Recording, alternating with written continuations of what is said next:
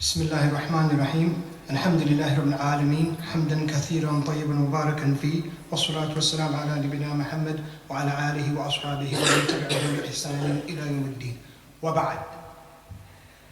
Okay, assalamu alaikum wa rahmatullah. This is basically a follow-up to the first talk we did last summer.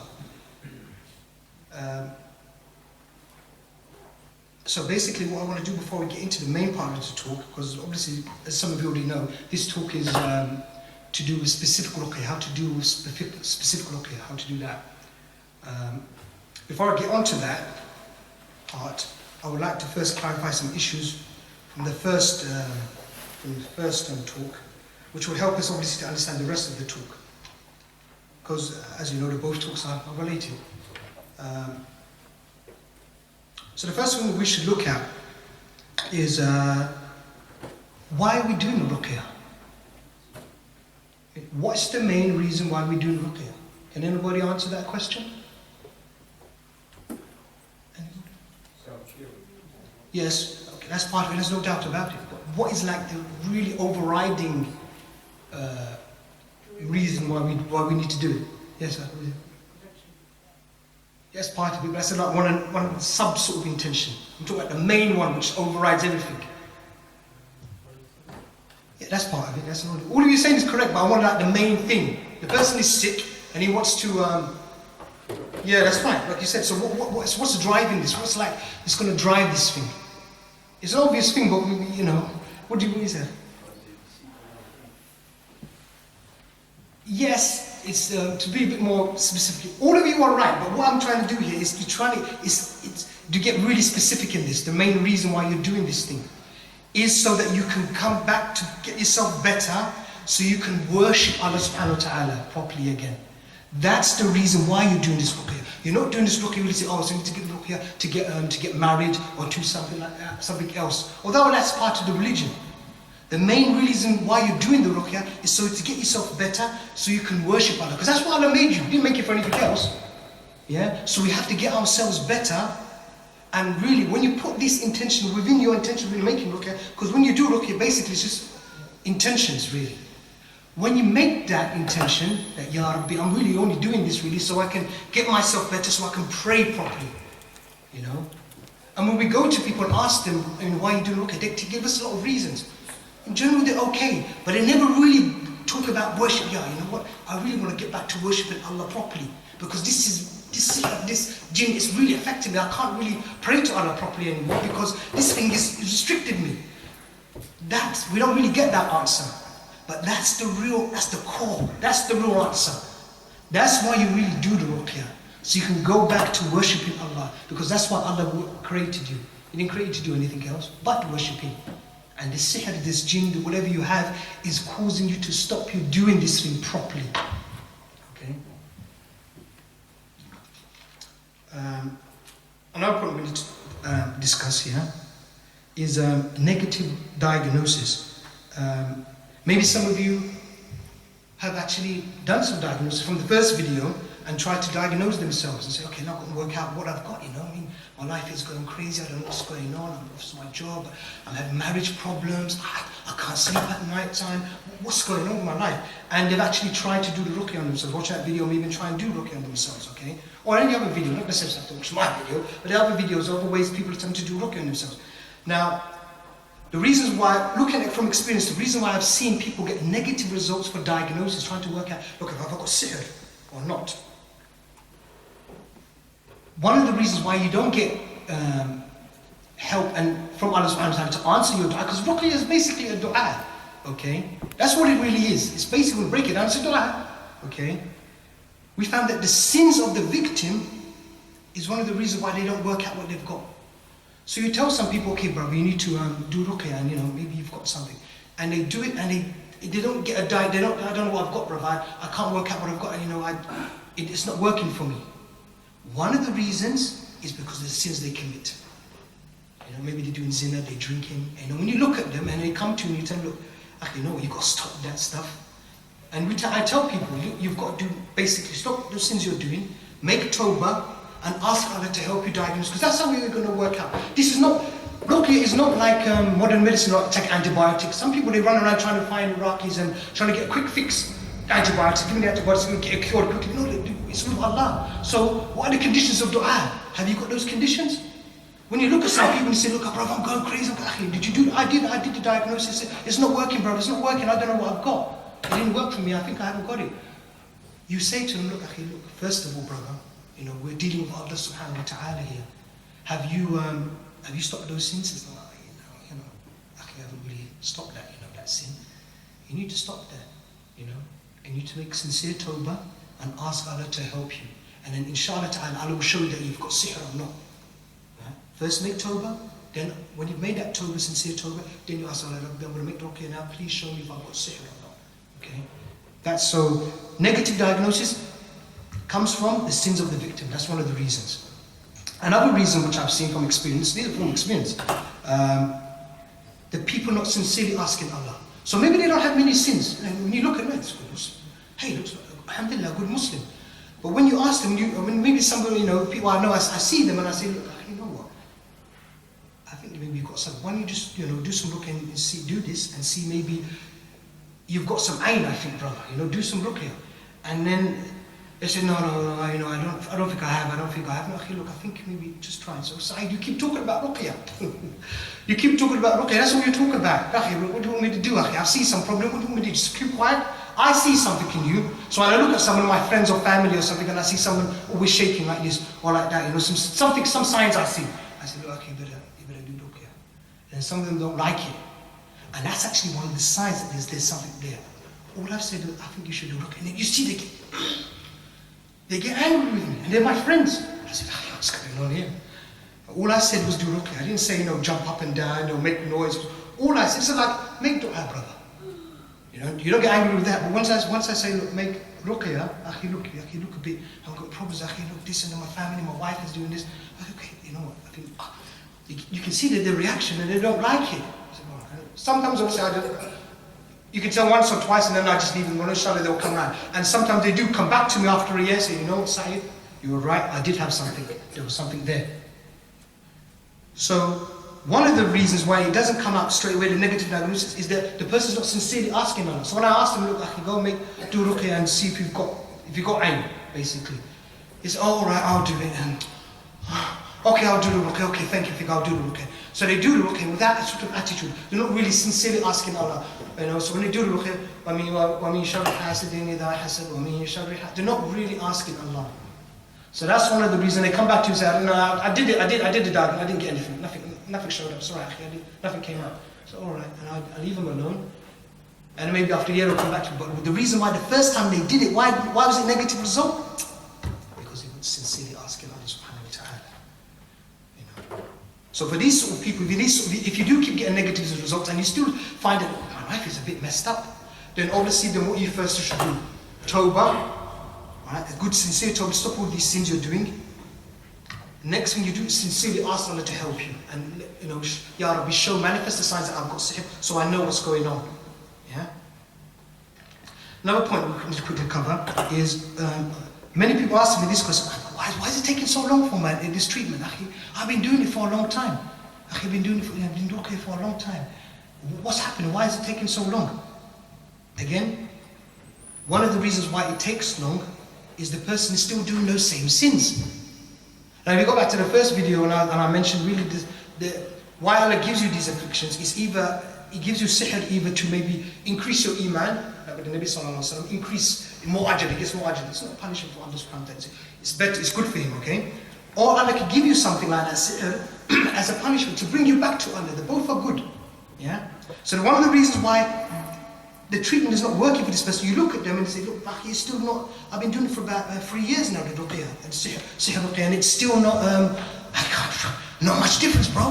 And they say, have you any much difference from the sins you're doing, brother? I said, you know what, I'm still doing those sins, I said, that's it then, isn't it, really?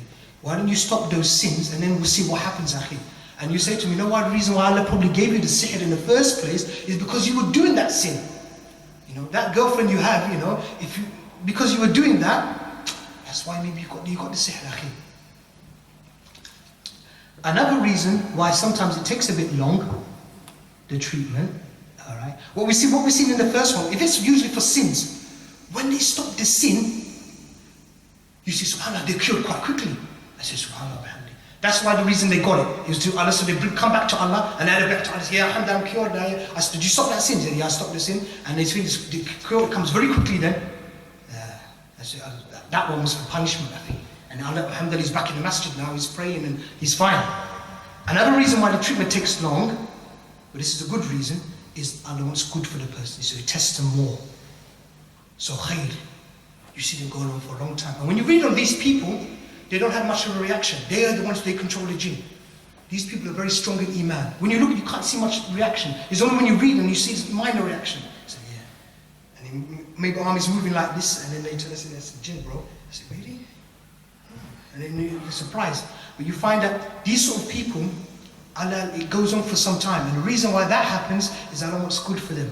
So there's more ajr for them. You find it takes a long time. So some of them get disheartened. Akhi, why is it taking so long? Akhi, I've been doing it for such a long time. And you tell them, Akhi, look, when I read on you, the jinn wasn't talking, you seem to be in control, your life seems to be, when we see you, okay, maybe you don't have problems with your wife, but when you're with other brothers, we don't see you swearing, your character is excellent. Nobody knows anything bad about you, Akhi. You're in the masjid 5 times a day. I said, this one is ibtila for you, Akhi. I'm just making it better for you. You're getting closer to Allah. You know, you're raising, you're going up. So don't worry about it. So carry on with the ruqyah, inshallah, it will go. In the end, it does go. In the end, it does go. In the end, it does go.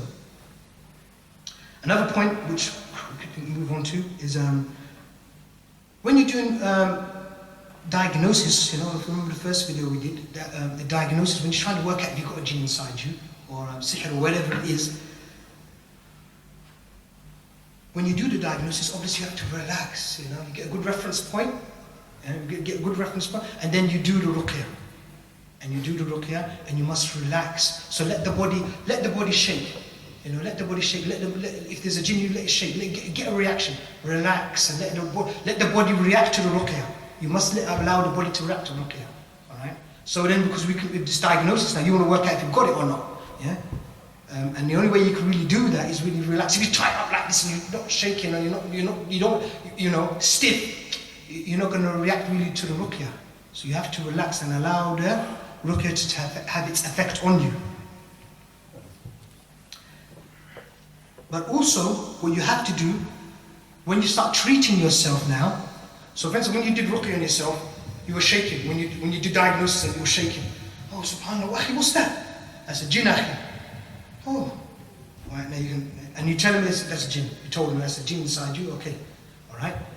When this person starts doing his own ruqyah, he doesn't let it shake around like that. He holds it down, and he does his ruqyah. A'udhu billahi minash shaitanir rajim. So when he sort of falak, he holds it down. He holds it down. Don't let it move. Because when it moves around, it's getting some relief. You know, like when you find something, you see people fighting, and they're moving around, and they get some relief from the fighting. Hold him. Because ruqyah is basically beating them. When you allow the jinn to move around like this, it's getting some relief. You know, it's not so, what you hold it down. You hold it down and you do the ruqyah. No, you know, and you give it the punishment. You hold it down. You're in charge and let it feel the ruqyah. Don't let it move around. Yeah. Even if you feel like sometimes you might want to manifest, it's trying to come up. No, you take it back down and you control the thing. You don't let it take over you. You know, like start speaking. No, you've got to actually control it. Don't let it move. Control it and do the ruqyah. That's very important during treatment, because it's harder on the jinn. And if you want to kill this jinn, then you've got to do that. If you let it move around, shaking like that, it's getting some relief. It's running around. You know, it's getting some relief. You've got to hold it down.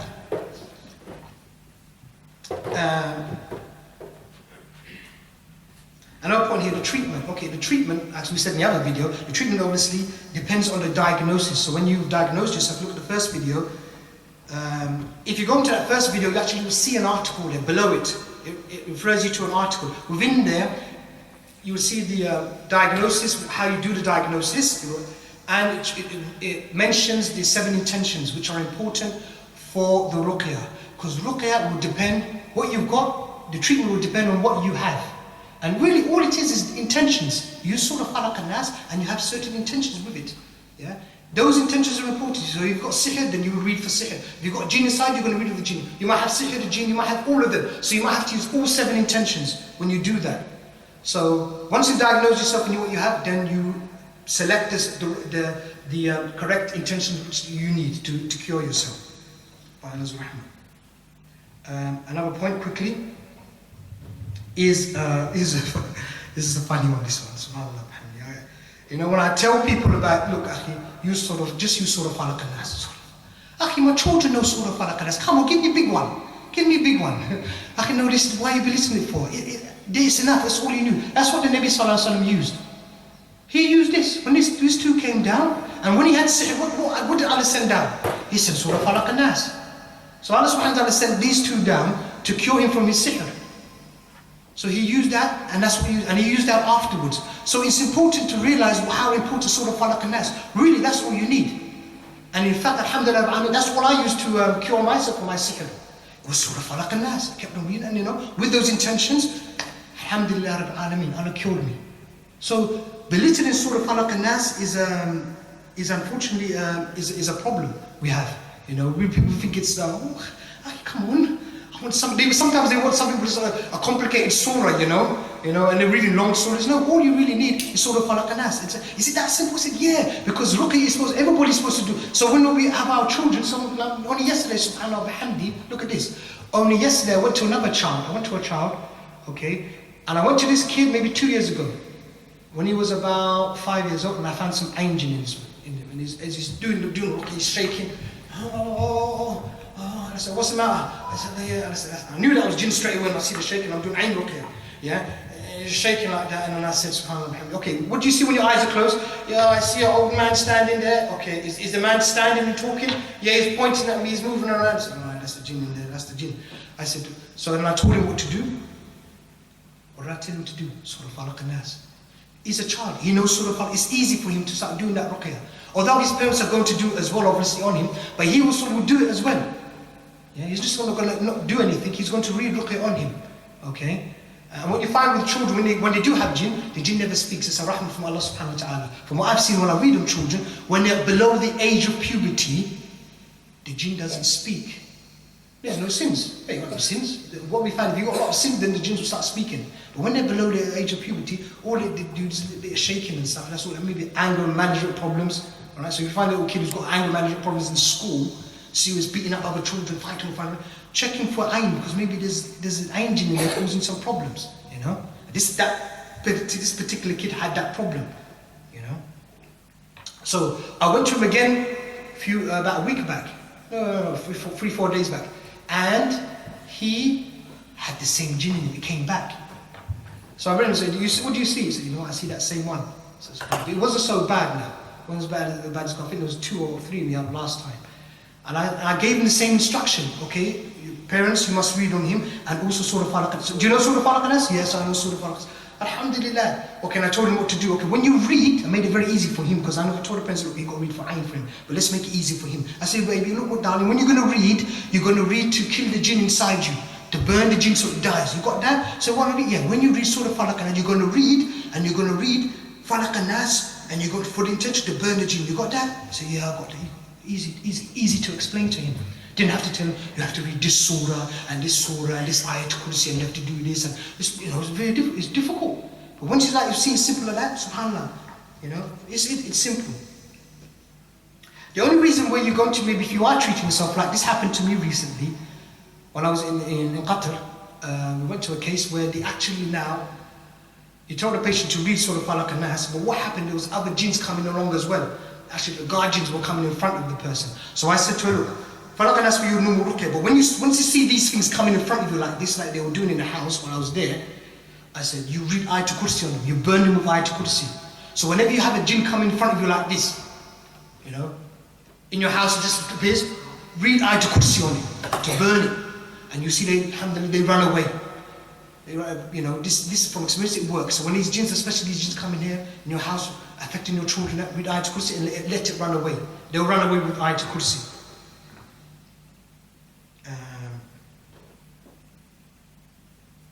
Another point which subhanAllah, I have to say this one because it's very important. This is If you get sudden illnesses in children, so next thing you know, this kid's got leukemia, out of the blue. And that could be a sign of ain doing this.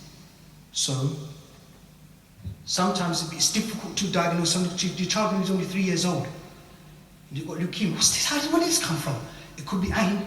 So what you do, take it. If you try to diagnose it, try to get a reference point, try to read, see if they're affected by diagnosing. It might be difficult to do that because they're children, you know. So what you do, take it as if they've got the problem. So what you do, and it might be other problems, so you read with all the 7 intentions and you just read. Read like that and keep reading on them as if they've got all of the problems. Sihr is there, everything is there, and you keep reading like that, you know. And once you do that, you see there's a change. I've done that once with a child. I went to someone's house and they gave me, at Maghrib time this baby's crying. I said, okay. I tried to diagnose the baby. It was difficult because how am I going to get a reference point with the baby? Okay, is that the jinn moving now? The baby's doing this. It's moving around. It's difficult to work out what that was. So then I just said, okay, so I know what I'm going to do. I said, Ya Rabbi, I'm just going to just read on it. All the intentions, I'm going to take it as if it's got everything. So I did treatment. So I said diagnosis, goodbye, can't do diagnosis. I've just got to read. So I just read with all the intentions. Read all the intentions. You know, these intentions you can find on that first video. In the article there, they're there basically. Go on that first video, it refers to those intentions, 7 intentions. So I just read all those intentions. And only maybe I read for 15 minutes. And then the next day I called them. I said, alhamdulillah, it's better, no more crying. And from this day, I tell them what's up. The baby's lovely baby, alhamdulillah, no problems. They've not had any problems, So that's what you got to do with children. Okay. And the reason I had to mention this because I saw so many cases. I said I'm going to have to just quickly mention this in this talk because I saw cases people, my child needs a transplant, my child needs this, my child needs that. There's a lot of problems going around with children. Like especially when I realised that kid, I went back to him. That thing came back. And that's what I find with angel. You know what? They sometimes like to come back to their house. They see these places when they go inside you, they make it their home. So they don't want to leave you. They want to stay there. They like to come back. It was the same one which goes. The same one goes back inside you, looking for you to go back inside. Another point here: the minimum adhkar which you should do. The minimum you should do the adhkar. What you should do, and this is even for children. Somebody can do this just for the children. Something. Ayatul Kursi to protect them from the jinn. Okay, and the 3 calls 3 times each. That's the minimum you should do. Okay, because what I found is some patients is too much for them to tell them all these things. Okay, the minimum is this, Ayatul Kursi, all right, and you do this after Asr prayer, before Maghrib the sun goes down, after Asr prayer until Maghrib, all right? So that's when you we do it now, until Maghrib to do that adhkar. Ayatul Kursi and the 3 calls, 3 times each. So Surah Falaq, Surah Ikhlas, Falaq, Nas. Ikhlas, Falaq, Nas, Ikhlas, Falaq, Nas. And that inshallah ta'ala will protect you from everything, inshallah ta'ala. And you have to trust that it's going to work. Don't be, is it going to work, not going to work. If you like that doubting again, no, it won't work, You got doubt, you got to believe that Allah can protect you with these things, with the surahs, So that's the minimum you have to do. Another point which I didn't cover in other videos, is that when you watch a Ruqyah video, maybe even this one, or any other person, doesn't have to be me, or listen to Ruqyah, and you find that you start getting scared, or you start getting angry, or you start crying when you're watching the video, or listening to the Ruqyah, or you have some sort of hatred for the speaker. You find that, what's this? I'm feeling really angry to all this brother's talking about his Ruqyah. Maybe somebody watching this video might be feeling that, no, like this, maybe angry. You have to check, That's a sign that there might be something there, There might be something there. So you need to check yourself. So any sort of feelings of nervousness or something like this, and you're looking at that, then there's a problem maybe. You need to look, maybe go do some Ruqyah and see what's there. Because remember, these things, they like to hide and stay there. They don't want anybody to know that they're there. So, because especially sihr, they're supposed to be there to break the marriage up. So they like to stay there quiet.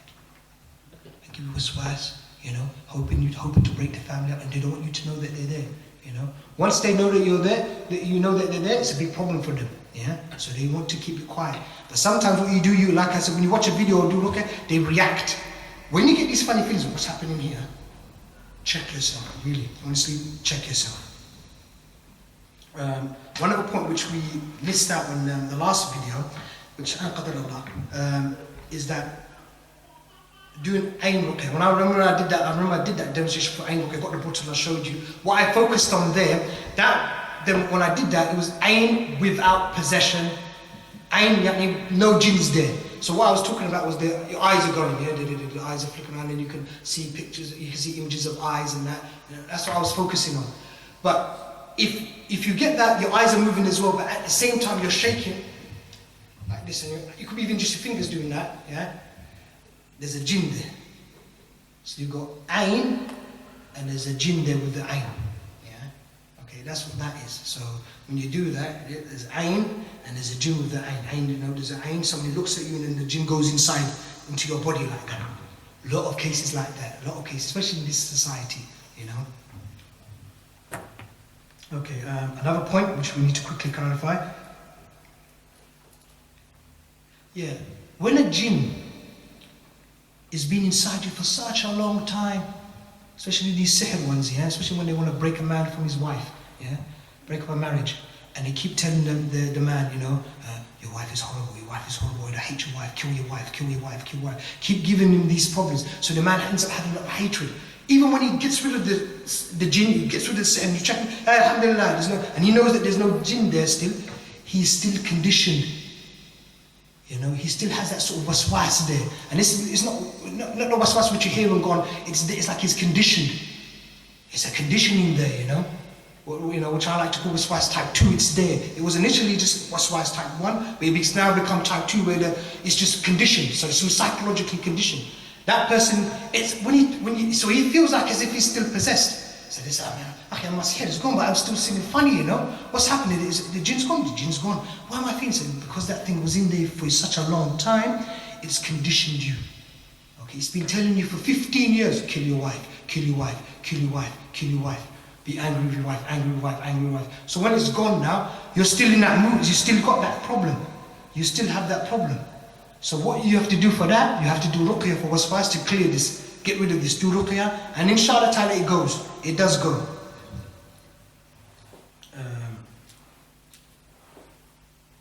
Another point here is if you're doing the jinn possession ruqyah, and when you were doing it, there was a small twitch on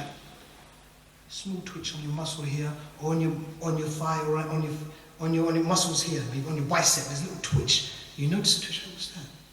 You know. What I would suggest you do is do the ruqyah longer. Spend more longer time on it. And ask Allah, Ya Rabbi, this is a jinn, Ya Rabbi, show me. Because what I found in one case, that little twitch, usually if it's a big one, big muscle spasm, yeah, it's jinn. It's like big ones, you can see the muscles really moving. But if it's just a small one, that might not be jinn. There might not be jinn inside you. But it might, however, it could be. So what you have to do there, do more ruqyah. And increase on the ruqyah, do more ruqyah. You know, maybe drink more of the ruqyah water, which you learn, and ask Allah to show you if this is a jinn inside you, Ya Rabbi, show it to me. Yeah? Because what I found is one case like that, we did the ruqyah, I told her what to do. I said, you know, Saeed, I'm getting a little twitch. I said, okay, what was the reference point like? Was there any, before you did the ruqyah, was there any twitch? He said, no, there was no twitch before I did the ruqyah. I said, and when you did the ruqyah, you found that twitch? Yeah, I found the twitch after the ruqyah. I said, maybe. He said, now how do we know these little things about twitches and that? Okay, we know this from the life cycle of jinn, what I'm going to talk about soon, is that when the jinn is dying or really, really weak, that's what it does at the end. So at the top, it's like, and then it goes down, until it's like a little shaking like that. It's a little twitch. And you see it, and you're talking to it like that, and you keep doing ruqyah, and then it's dead. Then there's no more, and it dies. You know? So that, when she said that to me, I said, that might be something. I said, okay, because we all get some natural spasms, you know, especially when you do weight training or football, you come back after exercise, you're going to have a little twitch anyway. That's why, there's a jinn inside me. No, and not every twitch is jinn. Not every twitch is jinn. You know, so don't worry about that. So you need to make dua to Allah and do ruqyah on yourself, just to make sure that is not a jinn. So you ask Allah, Ya Rabbi, please, if this is a jinn, please show it to me. That sister, when she did that, I told her, look, ask her again, do it again. It came up. Came up, she said, alhamdulillah. I said, yeah, you're possessed now. So now we know. I said, alhamdulillah, at least now we know the problem. We know what your problems are. You know.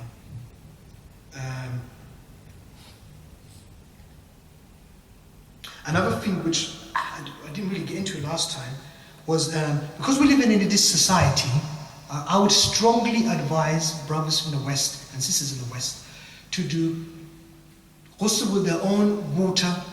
Ghusl water. So you know when you get ayn, the cure for ayn is to get the water from the person who gave you the ayn. You get their water, you wudu water or ghusl water, and you wash with it, and it cures your ayn. You should do this with your own water. Because we found cases where people have given themselves giving themselves ayn, looking in the mirror, oh that looks nice. Ayn muta'ajjab, so boom, or they look at it like, hey, they give themselves ayn, yeah, because they get amazed about themselves, yeah. You need the way to get rid of that. You've got to make wudu with your own wudu water, you know. Sit in the bath. You sit in the bath and you go back to the instructions I told you back in the first video. Same thing. Get that wudu water and basically wash yourself. If you wash yourself with your own ayn. Everybody should do that. Once you know that there's some jinn inside you and you've got ayn, just check, just so you know that definitely you're not going to have any problem. Because only you need one time you need to do it. And when you do it, try to put some of your own clothes in there as well. So you basically put the plug in the bath. You make wudu like you do like your Jum'ah. You know when you make Jum'ah wudu, make that and you collect all that water. Put some of your clothes inside there, socks and pants and that, and then you take that out. And then put that in there and you let them settle in there for a while. Then take them out, fill the water up and go in that water. You know, lie in that water, especially over your back. Yeah. And that inshallah ta'ala will cure you of your ayn. If you are affected by a jinn, you did have a jinn in you, then you will start shaking a little bit. If you're an ayn jinn, then you shake a little bit in there. If you want to make sure that if you've got ayn or not, what you could do if you get, I wonder if I gave myself ayn. If you want to work that one out, what you could do is fill up the water with normal water, okay? Go in there, it's normal water, nothing's done, it's just normal water. You sit in that water and you take a reference point on that water. Say, okay, this is normal water, no reaction. Okay, how do I feel? Okay, I see it's a bit cold, right? All right. So that'd be you're going to compare it with you're going to compare it the water, the ghusl water with. Once you've done that for about 5 minutes in there, water, you say, okay, this is it. Okay. Then you come out there, then make that wudu again. Make wudu and ghusl, and then go in with. So you went with plain water. No, it's not the one to check if you've got ayn. Now you're going to go in to check if you've got you're giving yourself ayn. And obviously the intention is that you make sure you make that intention that you're making this wudu ghusl, so you can use this water to get rid of the ayn. That intention is very important. You go in there. So you're making all that water and then you sit in there. Then what you do, you compare this, how you feel now, with the first one. You say, oh, this one's a bit different now, my eyes are moving. The first one I was in, there was plain water, no movement. Now I'm moving. What does that mean? It means that you gave yourself ayn. That's what it means. Yes, that's what it means. And if you did got a jinn inside, it will start shaking around.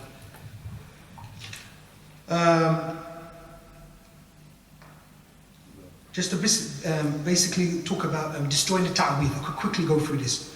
When you find these ta'weeds, whenever you find these strange things which somebody's, unfortunately, subhanAllah, some of these so-called mawlanas or imams give you, here, take this, you find some of these sort of sihr things, your ta'weed, you find it, yeah? Okay? You don't know what it says, you can't understand it, take it as if it's sihr. Take it as if it's sihr. So you take the thing, before you touch it, make sure you've got wudu. Make sure you've done your adhkar. So if it's in that now I've got to take this thing, somebody's given me one of those things, okay, leave it there. I've got wudu and I know I've done my adhkar for the evening. Okay, I've done my adhkar, so okay, give it to me, I can take that now. Alright, because I've got wudu and I've done adhkar in the evening. Then what you do, okay, you start breaking it up. Okay, you break it up with scissors, you break all the knots up, you destroy, you're breaking it all up. And as you're breaking it, you read Surah Falaq and Nas. And all you need is Surah Falaq and Nas. You read Surah Falaq and Nas. Okay, you can stop at each ayah, blow on it, or you can come to the end of the surah and blow on it. It doesn't really matter, yeah? Just make sure you read and blow a little bit on there. Your intention for that, when you're doing that, this is important, is to burn and destroy that sihr force which is on there. Because remember, it's just a piece of paper. But why does it affect people so much? Because the shayateen have put some sort of force over it. They put a force over which we can't see, but that's what's causing the problems. We need to deactivate that. The way you deactivate that, you make the niyyah, like you're burning, you want to burn the sihr force around this. So you want to burn the sihr, which we can't see, but it's there. Okay? So that's what you're burning, you're breaking up. That's what you're using the Surah Falaq and Nas for. That's the intention behind the Surah Falaq and Nas, yeah? That's what you do. Once you've done that, and it's all destroyed and broken up, you leave it like that. Then you go get a glass, or a pot of water, and you read Surah Falaq and Nas in the pot. And the idea is again to deactivate to destroy the sihr which is on here. Burn that sihr, yeah? So you read the water on there, plain water, read on it. Then you take all of that stuff, put it into the water. Okay, leave it in there for 5-10 minutes. Okay, stir it around. Okay, that's inshallah ta'ala, that's finished now. It's deactivated. But what you do is I do something extra. Take this stuff out, get an oven tray, an oven tray, and you put the stuff in there. Why? To dry it a little bit, because you want to burn this thing. So you put it in there.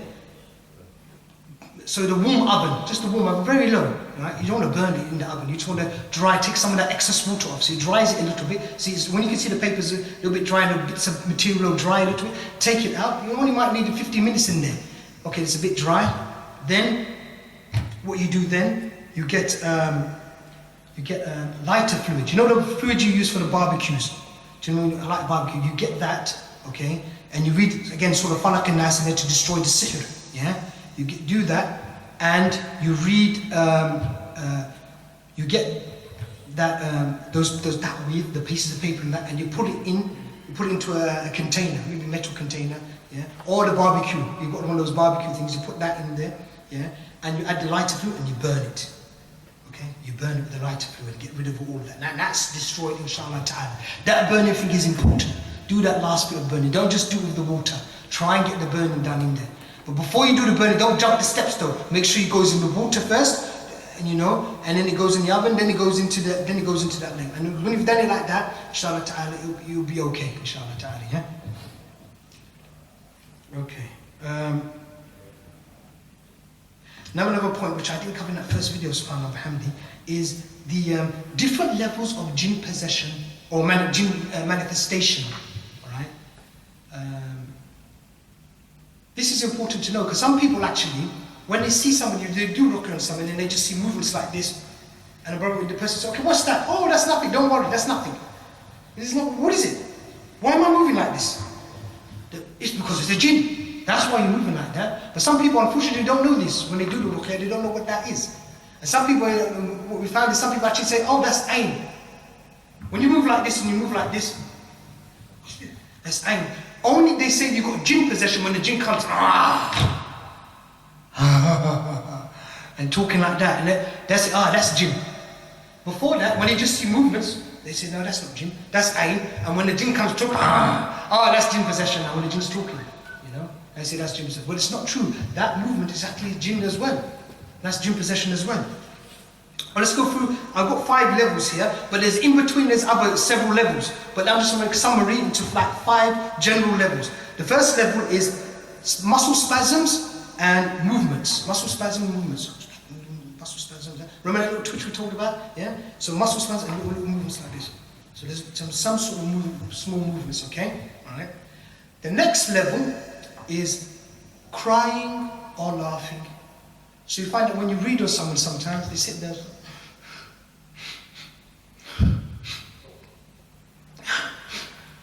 They start crying like that, right? And you ask them, why were you crying? Was I crying? Akhi, you were crying. No, really? Yeah, you were crying, Akhi. I didn't know, Akhi. Yeah? So they cry like that. Even some people, they do their own ruqyah and then they cry, but they don't know, you know?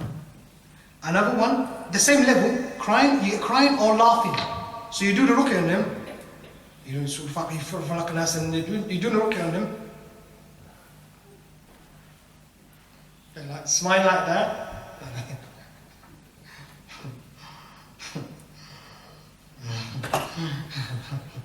They laugh like that, so some laughing involved. And it's like, who are you? The laughing when they do this, it's a shayateen when they do this, who are you? What is ruqyah?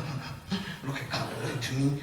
That's how they sort of laughing. But when you read harder, then they start crying. So initially it's like laughing like that. When you read a bit more, then they start crying. Okay? So that's 2 things. That's the next level. The one after that, okay, both jinn and the victim are available, are there. So one time you've got the person there, so the person there, and it straight away change to the jinn. Okay, what's wrong? I'm really brother, what's wrong with me? What's happening? So boom, boom, change like that. Yeah? So it's a human, then back to the jinn. Human, back to the jinn. Human, back to the jinn. That's what you get. So that's the next level. The one after that, we have jinn is completely there. Jinn is there now, like that. So it's just a jinn. So you see this is jinn looking at you, looking at you like that, yeah? And the victim, the Muslim, he's still there. What's happened to him? It's like as if he's gone back. So he's like there, they're looking and what this is how they describe it. They say, it's like we went back. Like that. Our eyes are there, like we went back and we were like watching from a distance, like this. So they're watching from a distance, but they can see what they can see. They can see everything and they can hear everything. But when you talk, when you look at it, you just all I can see is jinn. I can't see anything else. And it's just jinn you're dealing with. It's just a jinn. So subhanallah, you know. So you don't know. It's only when the person comes back after you've stopped the ruqyah, and the person comes back. You say, "Did you hear that?" "Yes, Saeed, I heard you. You were talking to. You said this, and you said, oh, you were there. Did you feel when I did that? When I put that fork there?" I said, "Yeah, I felt that." "Why do you do this so hard for us?" "Okay, sorry. You know, because you can't tell if they're there or not. Okay, so that's why you have to be very careful when you got some people that already when they see jinn like that, they start beating the bar. Come on, brothers, come on, boom, boom, boom, boom, boom, boom, and the bar. Don't worry, don't listen to that. It's the jinn, brothers. It's the jinn. Come on, boom, boom, boom. And they beat the person.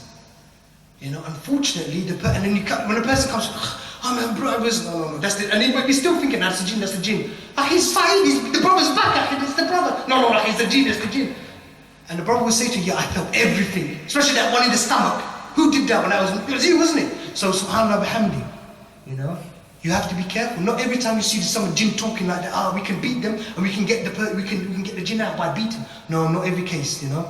It's the last level. When you get the last level, and how are you going to work that out anyway? It's a bit difficult, you know. When you see it come in front of you, how can you tell when it happens? You know, the last level is when the jinn is completely there, and you have a jinn like that, and it's just like this. How I'm talking like you. All right. What's your name? And it's complete jinn. You know, I'm not tired. I don't want to leave this body. I mean, you got to leave this body. You can't be saying, "No, I don't want to leave this body." You know, I've been in there for 15 years. Where do you want me to go? Where do you want me to go? Do you want me to go? How can I go? Where am I going to go? I don't know anywhere. So I just know this body. You know, where am I going to go? I can't go anywhere. Do you have to keep doing that? Do you have to keep doing that? I want to stay in this body. I like this body. You know, I've been in there for 15 years. Where do you want me to go? Where do you want me to go? They're talking like this, and that's the jinn. You say, "Subhanallah, that kind of a person," and it's the jinn completely. Then when the jinn goes, or it goes back down again, the person comes up or say, "Oh, Abdullah, what did you feel? What happened? What time is it?" He doesn't know anything. 3 hours gone. It was just black. He said, "What did you experience?" "I don't know, what happened?" All I remember, we were drinking that. I was drinking that tea, and then that's it. That's the last thing. I don't remember anything else. That tea and that's it. That's completely gone. Doesn't know anything. You know, when I first saw that, and I looked at it, I said, I wonder how many people are like that out there.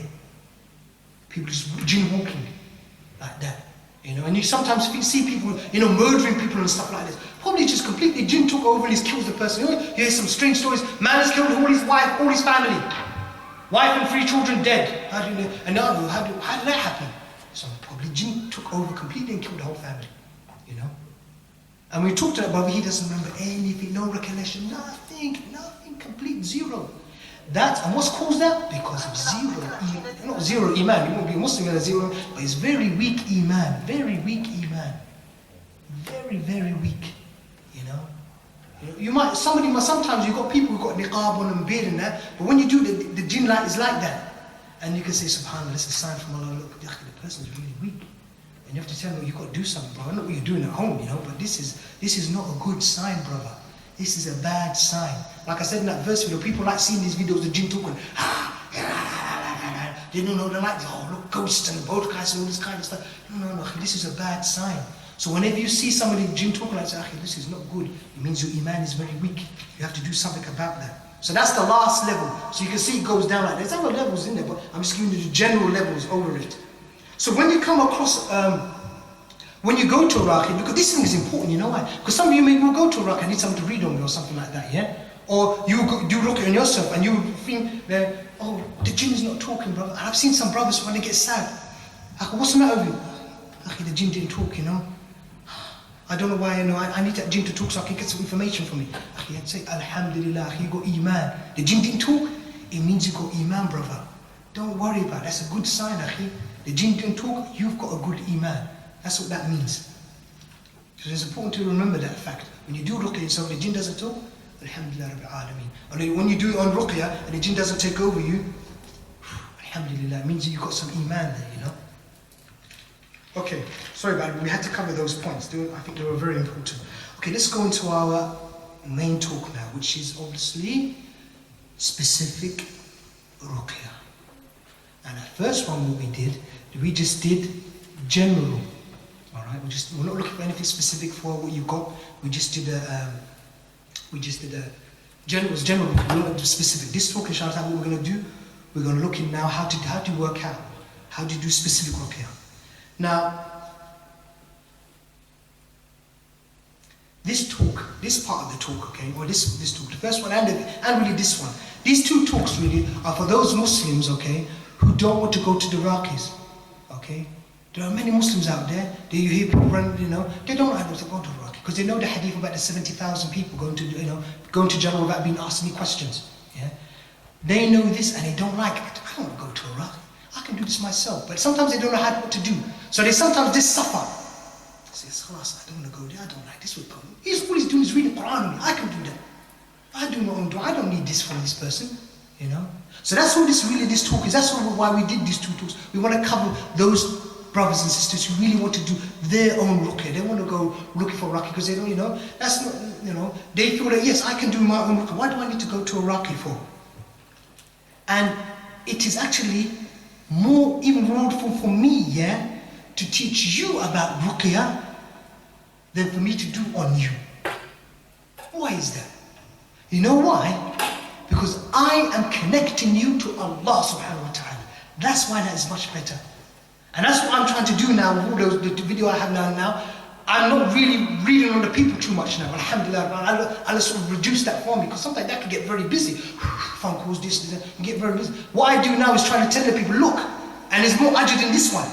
Not me running over there doing it. I tell the people, look, do like this, do this, do this. Call me and I'll tell you what to do.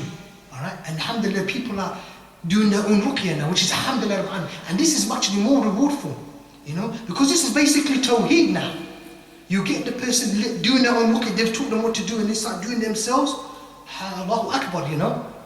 There's a lot of reward in that, getting people to connect to Allah. Because what is ruqya? Dua. So you know, telling people go around chasing people, oh Iraqi. You got people traveling with me from England, going to Saudi Arabia, going to Egypt. Where are you going, brother? Okay, I'm going to Egypt, go find there's Iraqi there, I'm going to... You can do it yourself, bro. You know, and it ends up, this door, it can end up for people doing shirk in the end. You know, it's permissible. It's permissible to go to Ruqyah, no problem. But what I'm saying, it's better for you to teach people to do Ruqyah rather than you know, tell them to go to Ruqyah, because you're connecting them to Allah subhanahu wa ta'ala. This is tawheed in action, really.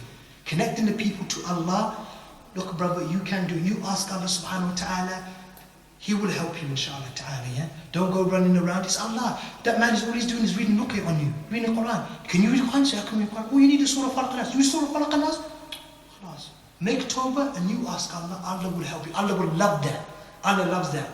And if you are able to tell the Muslims, look, come on, you do your own Ruqyah.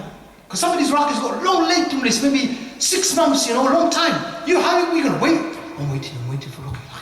It's too much, you shouldn't be waiting like that. If you're suffering, family suffering, you need to do the ruqyah on yourself. Okay. The next point here we need to cover is going to the talk now. The difference between diagnosis and treatment, which we covered a little bit in the first talk. Okay. The diagnosis is when you're doing diagnosis, really you're asking Allah, Ya Rabbi, because it's to do with intention. Show me if I've got sihr. That's what you're asking Allah, and that's what you read with that intention, and you read in the Surah Falaq that you know, وَمِن شَرِّ النَّفَّاثَاتِ فِي الْعُقَدِ, looking for the sihr. So you don't know you got sihr. You don't know. Maybe you have, maybe you don't. So you're sure I've got sihr. Please, you read and you find that you got sihr. Subhanallah, okay, I got sihr. So that's the difference. So that's diagnosis. The treatment is once you know you've got sihr, you ask Allah. What do you ask Allah? Oh, well, cure me of the sihr. Now I know you showed me I've got sihr. Ya Rabbi, clear me or cure me for the sihr. So that's the next thing you do. You read for that intention. So you read. So that's the difference between it. One, in diagnosis, you're asking Allah to show you what you've got. Treatment is basically asking Allah now to cure you. That's the difference. Now, some Raqis don't tell you this because when you go to them, it's there. Because you go, they don't see you for the first time. What do they just read on you, but they're checking if you got sihr, right? So that's what it is. They're asking Allah, let's see if you got sihr. Well, yes, you got sihr. Then once they know what you got, then they tell you you got to do this, got to do this. So there's that. So it's clear. Even if maybe they don't say it, they maybe call it checking. I'm checking. Let me check you. Yeah, let me check you, and then I'll see. So they check you, meaning that's diagnosis. Yeah, that's diagnosis. So they checking you, and then they tell you what to do afterwards. Okay. What I have found, if you don't know that distinction between the two, you can, if you mix the intention like you're doing diagnosis, you're asking Allah, oh Allah, show me if the person's got sihr, or Allah, show me if he's got, and trying to treat it at the same time before you even know, you're going to get a wrong diagnosis here. You've got to make it, you've got to make that distinction clear. Don't join the two intentions together and read on a person. You might not, and not everything will come up. So it's important to split that, yeah? And the best diagnosis is when you combine the intention for looking for sihr with the ayahs related to sihr. That's the best diagnosis. What I found is the best. So this is sort of falak. Your intention is to look for diagnose yourself for looking for sihr, and you're using that ayah as well at the same time. Okay, that's when you find you get a good reaction. Okay, once I've told you that that's the difference between diagnosis and treatment, after said that to you, now inshallah maybe you'll appreciate that specific ruqyah is basically a type of diagnosis. Yeah. Remember, if you go back to the general ruqyah, you're asking Allah, show me what sihr I have. You're not specified it. You want to know what you got. When you do specific ruqyah, you're specific. You really want to find out what you've got. Okay, so if you want to know if you've got sihr for giving you a divorce, okay, what you do, there's three ways of doing this. One way is to use a dua, make a dua, and for instance you say maybe for instance, A'udhu billahi min sihr tafriq, and you keep repeating that, the sihr of breaking up marriages. You keep repeating this, with the intention to see, and if you react to that means you've got sihr, you see. So you have to make up Arabic, it has to all be in Arabic because ruqyah is in Arabic, yeah? That's one way of doing it. Another way of doing it is you use ayahs, okay, like 102 in Baqarah. While it says, أعوذ بالله من الشيطان الرجيم فيتعلمون منهما ما يفرقون به بين المرء وزوجه, and you keep repeating that. You keep repeating that to see if they've got sihr to divorce. And they see a reaction, say, you got sihr to divorce, brother.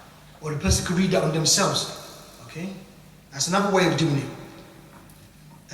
The best way, is in my experience, the best way which I have found of working out what a person has got is to actually use general sihr ayahs, okay, which are not specific, alright, like sort of falak, and change the intention. So this time I'm looking not for general sihr, I'm looking for sihr tafriq, I'm looking for the sihr to break up your marriage, and I read with that one. And if I see reactions that have got it, then you got that sihr, you see. The reason why that is better is because that one covers all types of sihr. It's a general ayah and it will cover everything. By how? By just changing the intention. By just changing the intention, I'm covering everything. So everything. If I just use that 102 Baqarah, alright? If I use the Quran like that, the Quran doesn't talk too much about different types of sihr. So what am I going to do with the sihr to do with money? Yeah, what am I going to do with the sihr to make someone not have children? That's not really there in the Quran. Sihr, Allah is talking about sihr to not have children. So the best way to deal with it, which I've seen, is to actually use a general sihr ayah and read with that intention, like Surah Falaq. Read with that intention and see what happens to the person. The other reason, and because it's Quran, Quran is the best thing to use for ruqyah. The Quran is the best thing. It is better even doing than making up your own du'as. In Arabic, you can do that as well, but Quran is better than du'as, And sometimes people will have difficulty in making up, the Arabic. The Arabic is not fantastic. Doing those, making an Arabic sentence, a du'a in Arabic to check for a type of sihr. Your Arabic might not be very good, Best thing to do is just use ayah number 4 and you just keep repeating that, with that intention. And that will cover all types of sihr.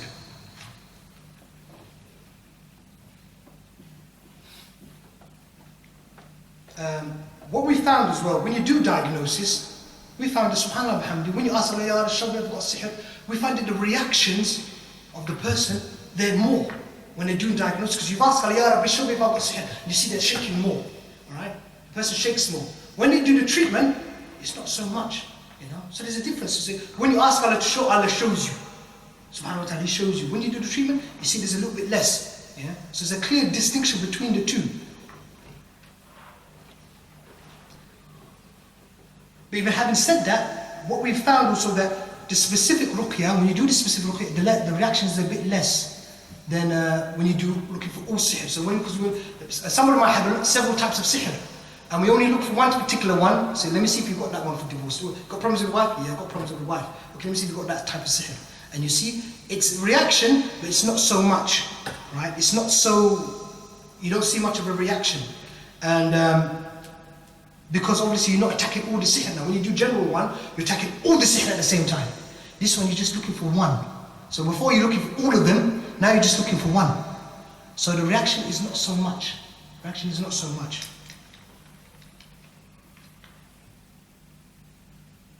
And that's why it's important to make sure you get a very, very good reference point. Yeah? You must get a very good reference point. Okay? So, let's talk about the reference. I told you about the first reference point which you did in the first video, where I tell you you've got to sit there, relax, and get that reference point, because you're going to have to compare this with when you do your ruqyah. Alright? What I do as well when I'm doing this, because it's a bit subtle now, the reactions. So what I do, because we don't want the actual reading of the ruqyah to cause, because the eye, if you have ain or something, sometimes people just read, the nose is moving like this. The nose is and here, you know. So in order to not get confused, because sometimes facial muscles, they start moving around, yeah. What I say to some patients is that, okay, we can't get a reaction, it's difficult to work out what it is. Take another reference point, but actually where you mimic the ruqyah. So you have one where you're just completely still, like that. And okay, this is my normal state, all right? And you make another reference point where you sit there and you tell them, okay, you sit there and just keep reading, just quietly read, like as if you're reading ruqyah. You're not reading ruqyah. You're reading 1, 2, 3, 4, 5, 1, 2, 3, 4, 5, 1, 2, 3, 4, 5, 1, 2, 3, 4, 5. So we can have something to compare with, because sometimes when they do the ruqyah, they get a bit confused. Oh, I felt something there, but I don't know if that was me reading or was it the ruqyah? Was it something? I don't know, because I'm reading Surah Falaq and I don't know if that was. That's why you got that second one. You might not have to do that mimicking one. That's why you got that comparison. So you can make that comparison. You say, okay, I know that's a reaction, because when I was doing that 1, 2, 3, 4, 5, this wasn't moving. The muscle doesn't move when I read. When I was doing 1, 2, 3, 4, 5, this doesn't move. I don't get no reaction over here. So what's that moving for? So then they've got something to compare. But maybe they're reading this, my nose wasn't doing that. When I say 1, 2, 3, 4, 5, 1, 2, 3, 4, it's a little movement, but it's not so much, it's not going so up. So they've got something to compare, you see. Why do you need to do that? Because like I said, the reaction when you do specific ruqyah is a bit less. Okay? So that's why you need to add that extra reference point in there when you do the ruqyah. Okay.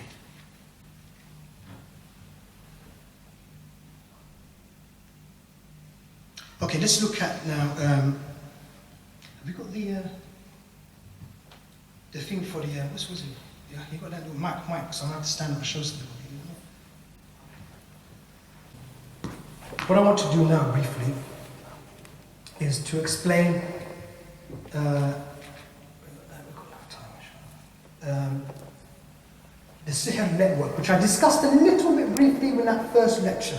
That first lecture I told you about, there's some force which we can't see connecting the victim to the ta'weed.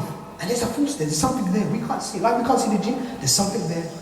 That's why when I get the ta'weed and I get it for the patient is there, and I start breaking it up, you see they're moving, there's some connection. And what you could do sometimes between them, you could actually spray water. Ruqyah water. Put it in there, you spray, you're going to see the person's reactions. Well, I'm not spraying on you, bro. I'm spraying on this. You see the person's reacting, see there's something there. There's a link between the two. So there's a link. Yeah? There's a link between them, yeah? So, let me turn this around. I won't be able to show you all the different types of this network, yeah? Alright?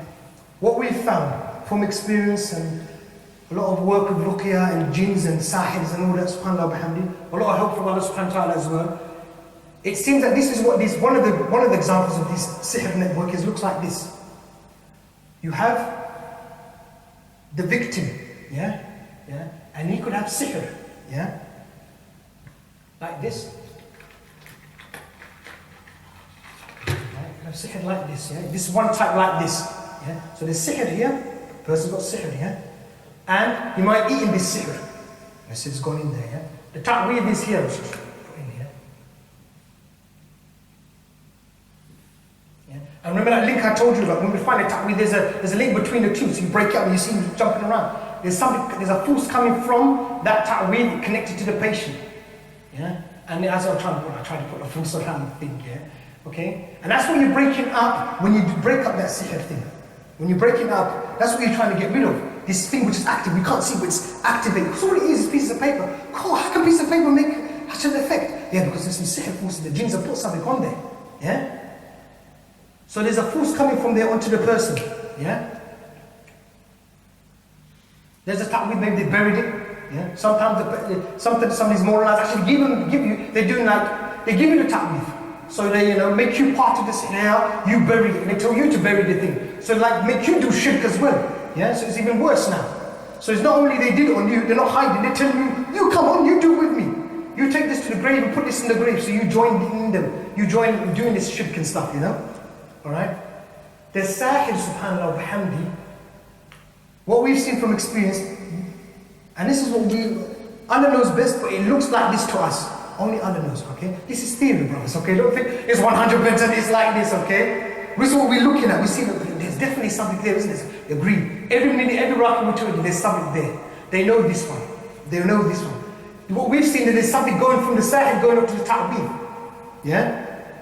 And when we look at the ta'weed, when we look at the sahir himself, when you read them, when you look at them and stuff like that, that guy's possessed. The sahir's possessed as well. Yeah? The sahir, and that's how they do the sihr. This jinn inside them is actually, and that one is the main one which does all of this stuff. The sihr force comes from this guy, from the sahir in here, and that's how they do the sihr. So maybe he's got one patient, one victim there, another thing coming off him over there, and he's got somebody else. To another ta'weed here, somebody else around there. So there's a lot of people connected to this thing. A lot of people. So when we read sometimes, we find out when we read on this thing, the thing, everybody within the network, everybody gets some relief. So, everybody's connected. You're all connected to the same person. Because once I had recently somebody came from a country and visited me in Qatar, and they kept brother and sister. So I said, okay, before I read on you, we've got some serious problems. So I did a diagnosis on them. So worked out you've got the sihr there. I said, okay, what I'm going to do now, all right? I'm going to read on you both, right? And I'm going to read each of you, you've definitely got one of these lines coming out. I can't see, you can't see, but it's coming out. I'm going to read on those lines as well, those pathways, okay? And I'm going to ask Allah, Ya Rabbi, take the ruqyah and let it travel along, yeah? Let it travel along. I'm going to read the ruqyah on there, let it travel. Like how they attack us. This is all from Allah subhanahu wa ta'ala. Because that's how they attack us. We're sitting here doing nothing. Somebody comes, what's this? And they send more jinns. How are they doing this thing? That's how they're doing it. So what you do, you reverse it. As Ibn Qayyim said, remember the khutbah today, as Abdullah was saying, you do adhkar. Sometimes if the adhkar doesn't work, you throw the thing back to them. Your adhkar, as Ibn Qayyim said, the arrows will go back to these people. It's likewise, you can do the same thing with this. You do ruqyah, you send the ruqyah back to them, you take that. Yeah? Because many people ask me, Ya Rabbi, say, how do I get the right? I want to get that side, man. How do I do? I want to kill it. You can't do that, brother. One way you can do, trust me, one way you can do this. And I tell them, why do I keep emphasizing this point? Some people think I'm mad when I keep talking about it. Because this is how Allah cured me. For 6 years I was doing ruqyah.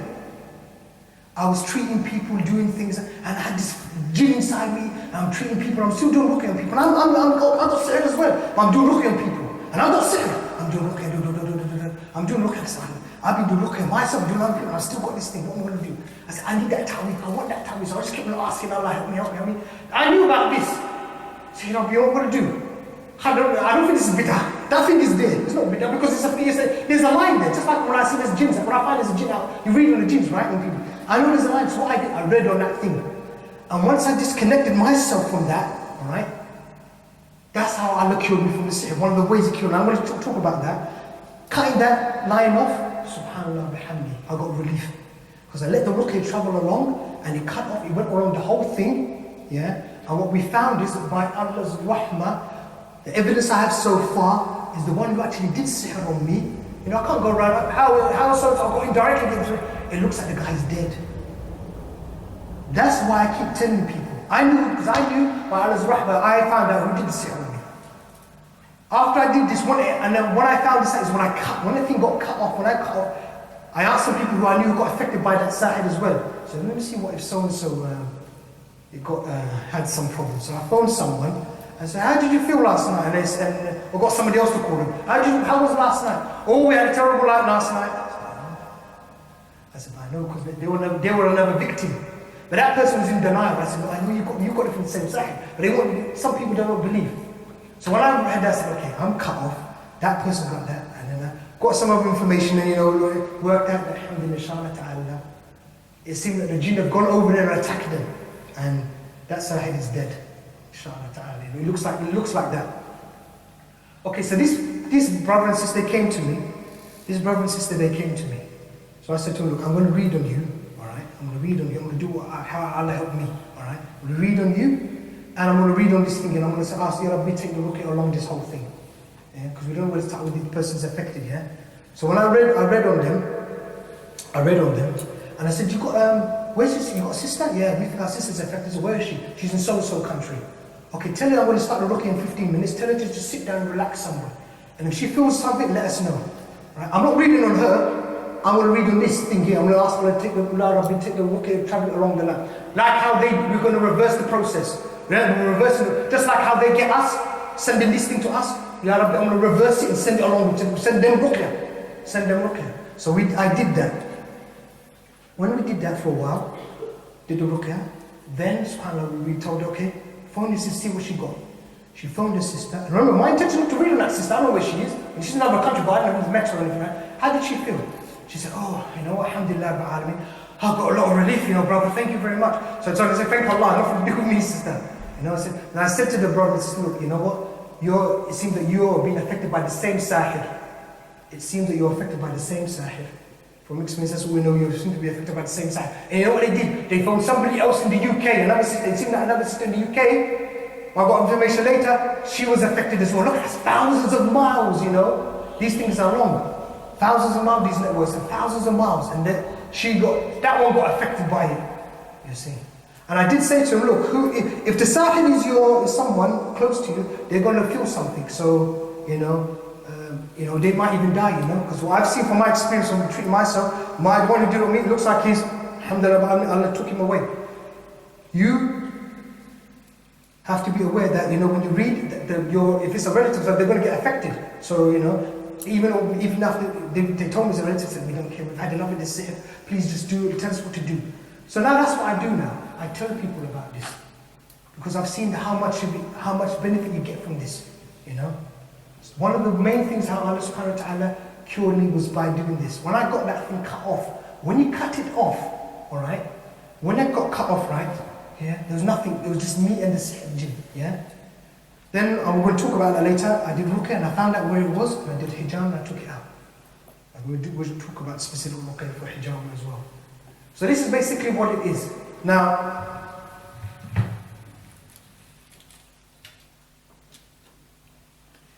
having said this, if this is the case that, from a distance, subhanAllah, I'm affecting the sahib.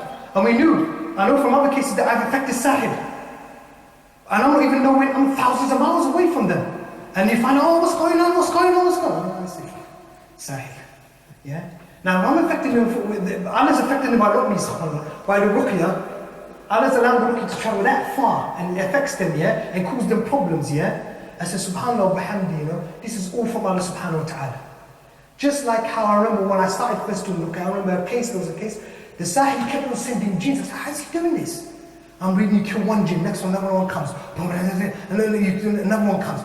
Because of these things, they got these things. But when you read on this thing, it stops it all. And you told the person, look, do adhkar, they won't know what's happening. They won't be able to send more jinns to you and stuff.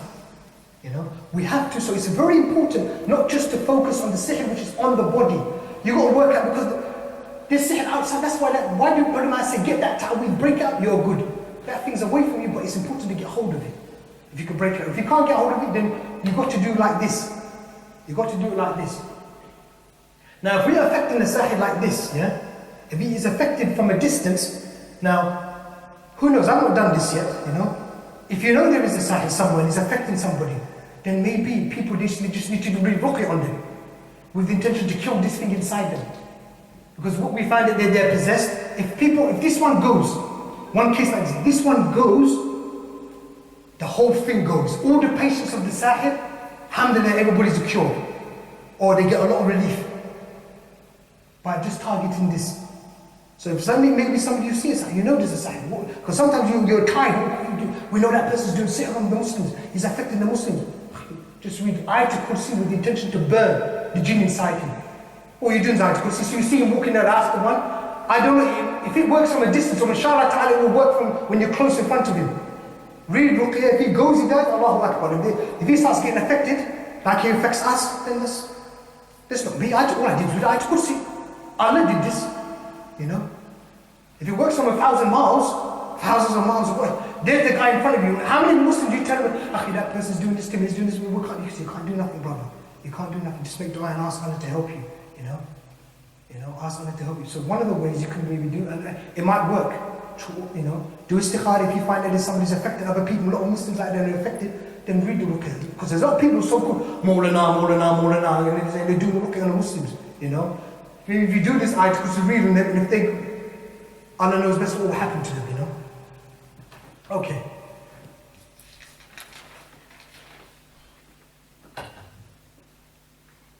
So what we have found, okay, is that when the person reads on here, the Ruqyah, like it travels like a wave.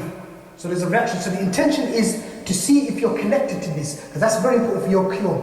Yeah, before you can get better, you need to cut it off. So you want to know, Ya Rabbi, am I connected to this thing still? So your Ruqyah is not on yourself now, it's just outside your body reading on that thing. And you want to see if you're connected. And you can do that Ruqyah just to see if you are connected. Yeah? And what you do, you just read Surah Falaq and you come to, with the intention to check if you're connected to a sihr network. Yeah? You read, A'udhu Billahi Minash, come down to ayah number 4, A'udhu Billahi Minash Shaitanir Rajim. وَمِن شَرِّ النَّفَّاثَاتِ فِي الْعُقَدِ. You keep reading with intention to see if you got disconnected to the ta'weed, if it's there or not. Yeah? And what you find, when you read on that, the Ruqyah travels along, goes, and it comes back. When we see that, and you get indirect effect. It's not a direct effect, alright? So it travels away, there's a delay, it goes, and it comes back like a wave. So your intention is to see if you're connected, you read on it, it shakes the thing, and it comes back. You get an indirect effect.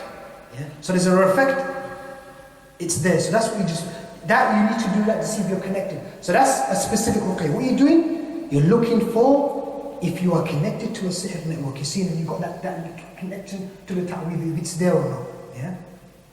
And a point on here, sometimes what they do, they add the guardians to this as well. Yeah?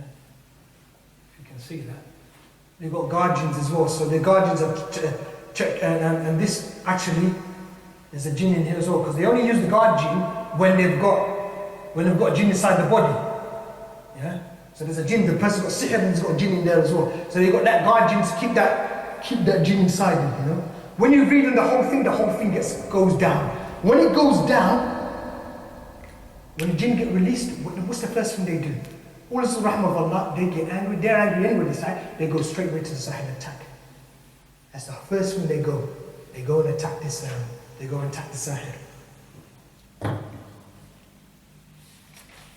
And this jinn, where does this one comes from? This comes from when the sahir is making all those du'as to the king jinn, they call it, whatever, yeah? Oh, help me, I want to do sihr, I want to do sihr, so what do you want? And then he gives them this and he makes them possessed. So that's like a little contract amongst the king jinn and the sahir. That's their contract, you see? And then from there, they use this jinn, which I like to call like the master jinn, yeah?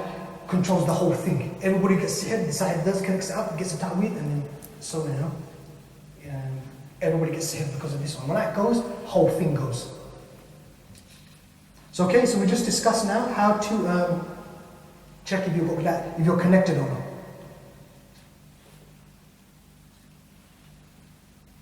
Alright, so that's very important to know, because you've got to know if you're connected or not. Once it goes, then this thing is going to get weak. Alright, because what happened to me was that I was doing a ruqyah for a long time. The thing was quite strong still. I'm doing a lot of ruqyah, it's not going down. It's there still. I need to then get a bit better. Once I cut it off, subhanAllah, it went down. And I was thinking, subhanAllah, why is that? I said, it seems that maybe they're getting the force actually keeps them alive. Maybe it's like getting some nourishment from there or some power from there, you see. Once you cut it off, it's like taking the electricity, the power off. You take you take the lights off, pull the power, pull the plug, take the thing off, and then the thing just goes downhill. And within a few days, I was noticing the thing is going downhill, And then when it got so weak, then I'll show you how I did that. I did hijama, and then alhamdulillah, I took the thing out. Well, you're checking the connection. Yeah. But how do you break the connection? By ruqyah, we're going to do ruqyah. You're just checking the connection now. You want to see if you are connected. To break it, you do that's one of those 7 intentions. You Ya Rabbi, just disconnect me from this thing, this rubbish. And you want to ask, it's intentions. Look, subhanAllah, all it is intentions. Have I told you to do anything else? It's just intentions, really. We're sort of following, that's what ask Allah. There's some intentions, and that's it. We're not telling you to jump, catch a jinn, do this, ask the jinn to do this for you, do some strange stuff. No. All it is just intentions. Yeah? So that's just a diagnosis. Once we know that because now and again, because what I was doing, when I was doing my ruqyah, I would do my ruqyah myself, keep doing my treatment ruqyah, and then now and again I would stop and say, I wonder if it's still there. I would read, say, no, it's still there, because I'll say it's still there, I'm getting a reaction. Then I'll do, then it came to a point when I kept my check, it's still there. Then it came to a point when I did it again, check, I said, oh, there's nothing there, no reaction. I do it again, checking. Because before you want to get a reaction, like the ruqyah will go and come back and I'll feel indirect effect. So, do the ruqyah next time, and there was a point where I did it, no reaction. Do it again, nothing. The jinn inside was not moving. And I said, that thing is cut. And I said, I do feel a bit different. Read, try. The thing was, and I said, I know that thing was there because I know when I used to read on it, and spray water on it, when you get a bit of water, spray on it, I would get a reaction. Now just reading on it, nothing. So I said, it's broken.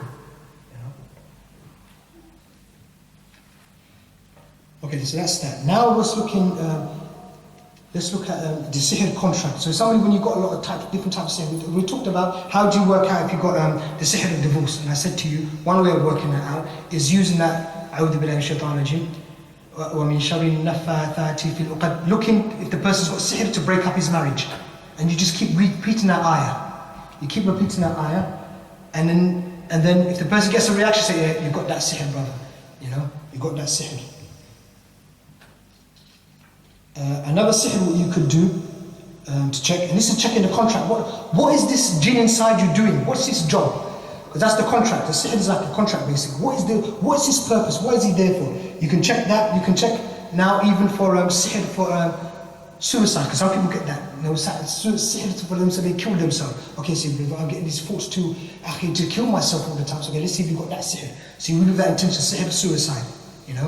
And if the person reacts, you've got that sihr, brother. So you're specific, looking for that one. You're not looking for many things. Yeah. It's another one you can check for. You can also check with this process, sihr for being impotent. Yeah. Check for that. Sihr, if the person's lost that libido, he got nothing. It's nothing basically there. So okay, I'm going to check for that sihr. Maybe you've got this type of sihr. You read for that, and if he reacts, you've got that sihr, brother. Also, you can check for sihr for not having children, women conception, yeah? So women might have this, you remove that intention, looking for that sihr. And if they react, they've got it. If they don't react, they haven't got it, yeah?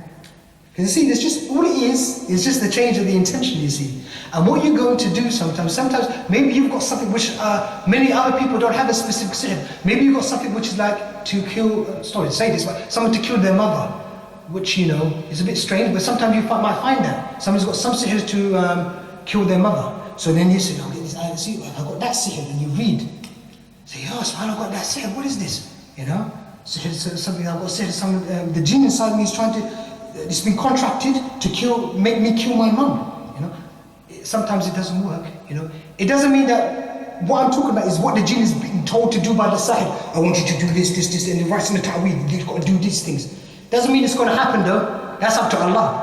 Yeah, that's up to Allah. But we're looking at how we're working out what's in that. I want to know what's in that. What is this jinn here for? What is it? Why have I got it? So that's what you can work that out by just changing the intention.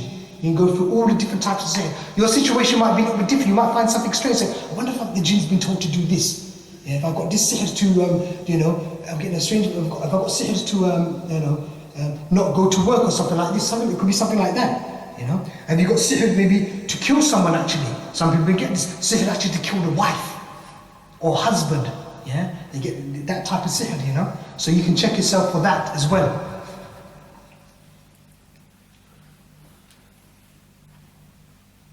Okay, then we've got it. You could also check for, also check for the indirect effect of the sihr. So the sihr, with the sihr contract, there is a separate sihr contract for the jinn is supposed to make you sick. Yes, all right. So there's a sihr which is the jinn is supposed to give you cancer, and it gives you cancer. Yeah, all right. There's another one which is you get sick, but it's not. When you read on a person, say, "Swan, you haven't got sihr for giving you sickness or illness." That's not there. But then, brother, why am I sick? Okay, that is maybe indirect, because sometimes if you eat the sihr, you get sick anyway. Yeah, it's and it's like having something foreign in your body. It's got something in your body which is not supposed to be there. It will make you sick anyway, indirectly. So what you could do, you could read for that as well. Okay, is this sickness I have, is this caused by the sihr? You know, directly or indirectly, just check. And say, okay, this is caused by the, you know. So when you check yourself there, like you feel, oh, I've got this bad sickness, you know. Is this stomach ache, this pain I'm getting, all this, is this, you know, this cancer I have, is it because of the sihr? Then you read with that intention, right? Attacking the sihr, and if you react to it, okay, it means it is. That cancer which you have is being caused by the sihr, directly or indirectly. Then you do another ruqyah maybe to check if you've got actually sihr to cause sickness. Because sometimes they're related, sometimes they're not related, you see. Yeah, see? So that's what you've got to do that. Just like the person, you know, when they've actually they've eaten the sihr, you see they've got the sahib doesn't want them, you know, maybe he's got sihr to break the family up. But indirectly also he gives him stomach problems, and you know, he's got diarrhea and all these other issues with his stomach, you see. And that's the sahib, when he was doing the contract, he didn't mean, oh, give him diarrhea as well. No, he didn't say that. But because that thing's inside him, he's giving him this diarrhea indirectly, you see. Yeah. Okay. Let's move on to ayn. Specific ruqyah for ayn. Now, what you can do,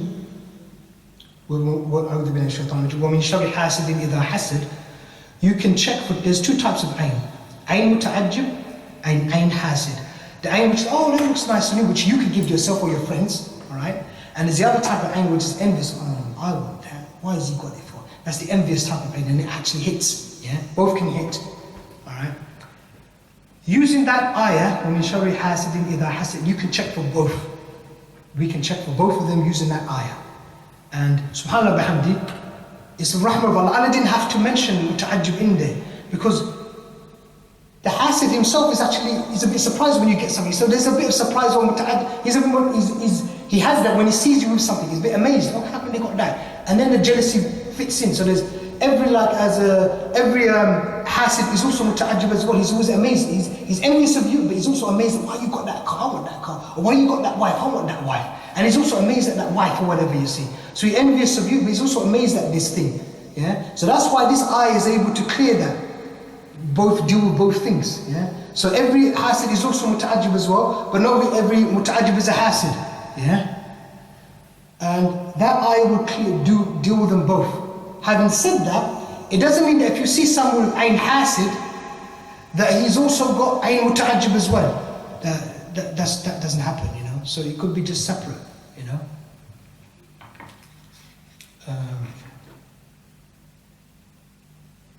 There's another thing which I need to explain. All right. Before we do that, actually, so what you can do for ayn muta'ajjib, if you want to work out if you've got ayn muta'ajjib, the ayn which is, oh, that looks nice on you, eye of amazement, you take that ayah and you read with that intention, looking for that ayn muta'ajjib. وَمِن شَرِّ حَاسِدٍ إِذَا حَسَدَ وَمِن شَرِّ حَاسِدٍ إِذَا حَسَدَ. Obviously reference point, and you read with that intention. And obviously when I'm saying all of this to you, you're going to have the ruqyah with you. You do all the same process as before, as the same video. The only thing, the extra thing you're going to do, like I said to you, you might have to mimic the ruqyah, because there might be a slight reaction. So you stand there and you do 1, 2, 3, 4, 5, 1, 2, 3, 4, 5.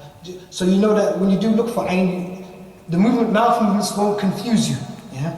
So it's the same process with the water and all of that. Yeah. As the same video, as the first video, I should say. And ayn hassad. So now to check for ayn hassad, if you've got ayn, someone's envious of you, you look, you do the same ayah and you read with that intention, looking for the envious ayn. Yeah. The envious eye. Okay. Let's look at something else which I need to describe, which I discussed slightly in an article. Which, if you look at that first video, you've got something which we, it's all from Allah subhanahu wa ta'ala, is what we discussed. In the first video, there's an article there when I talk about something called the hassad network. We've got sihr network, but there's something also to do with the hassad. There's some sort of hassad as well. There's a relationship between the one who gives you evil eye and, we found, the victim. But the difference between this one, the hassad network, and the sihr network is that the hassad network, the person doesn't know they're doing it. So they give you ayn hassad, they don't know they're connected to you somehow. Alright? They don't know this, but the Sa'idi knows he's doing all of these things. That's the key difference between the two. The ayn hassad, when he looks at you and it does connect up, it seems that some, not all, maybe not all of, anybody who has ayn hassad doesn't mean they're going to have this connection. Okay? Not everybody has it, but it seems that some people have this, there's a connection. There seems to be a connection. Let me just draw that for you on here. Yeah, that'll cut it off. That's what so before you say anything to them, when you see you looking at it, how is a woman or who, say that dua, you're gone, inshallah, you won't give it to them, That's good. It's a really good thing to actually keep repeating that when you see people, when they amaze you with something. Would you say that's the correct template that I've heard? When I first became Muslim, I was told to say mashallah, then I was told to say tabarakallah. Now I'm aware that I'm supposed to say Allah Mubarak. So out of the three, that's the best one. Yeah, that's the best one.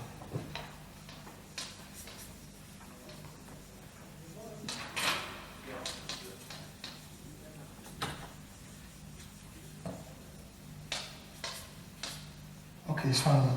What we have found, when we had some cases of somebody who's got some, because of what we found in the hassad, the sihr network, alright, and I heard from one other Iraqi saying that they found a connection between the object, which the people are just, even got a Ferrari car, and the person, they said, we found some connection between the two.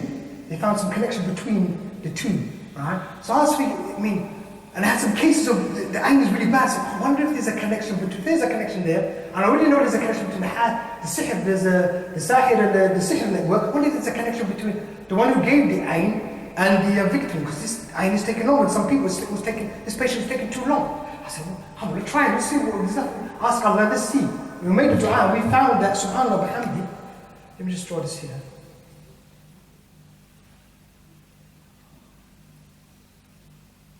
This is like they say this is the hassad, right? The one who's envious. Oh, where's he got that? Why has he got that? Where's he got the? You got the victim here.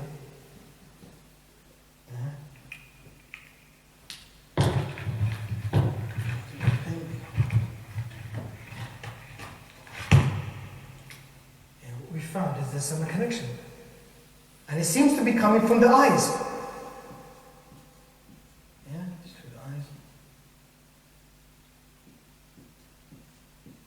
And the thing is forced, it's this way, yeah? The arrow, it's like arrows, yes? It's like arrows coming back and it's connected, yeah? Once you read on this, it makes a difference on the person. So if you've got jinn inside, you see the jinn's going to start shaking and stuff, yeah? And the person reacts. And if there's an object, there seems to be a connection between the person and an object. It's going like this. Again, this is what we think it looks like. Allah knows best what it really is. But we see there's something there. There's something definitely there. We know that there's something definitely there. Because we do the ruqyah, we check, we say there's something there. Allah knows what it is. When we read on it, we see that and the person's getting better. Then when you keep reading on it and then it breaks, They say, definitely there was something there, because we know that when we read on there was nothing there before. We got a reaction. Then when we kept on reading, then it got cut off. We said, definitely there was something there. You know? So so there's something between the person, all right? There's this connection. And it's important for the person to actually not just to focus the aim on themselves. Just like how they treat the sihr, you know, they read on that, disconnecting this and sending it back along there as well, sending it back to them. They should do the same thing. When they do that same thing, they get a lot of relief. There's a lot of relief. Trust me, subhanAllah, there is a lot of relief. And this is all again from Allah subhanahu wa ta'ala. Just like as Ruqyah explained in the khutbah today, arrows coming from you, you know? They're coming for you. When you do your adhkar, you can turn it back to them. You know, as Ibn Qayyim said, yeah? And you can turn it back to them by doing the ruqyah. That's how you give it back to them, yeah? You give it back. It's coming towards you, so there's this connection, you go back. We've not found anything like this for ayn muta'ajjib, the amazement, eye of amazement. And when I was thinking about that, when I found we tried a lot of people for that, I said, this is all from Allah subhanahu wa ta'ala, because that could be given for your friends and your family, and or yourself. So, alhamdulillah, because it's not really evil, is it? Oh, that looks nice on you. Boom, you give the ayn. Oh, that looks nice. Oh, probably look. Oh, this is cute, really cute. Boom, it goes in there. And there's no connection. It's just one time it hits the ayn, hits them, you just treat them for that. You don't have to worry about the connection between them. Yeah? Because sometimes you find it taking a long time. Why it took so long? Once we broke this thing, they're getting relief now, these people. And it seems to be getting a bit better, you know?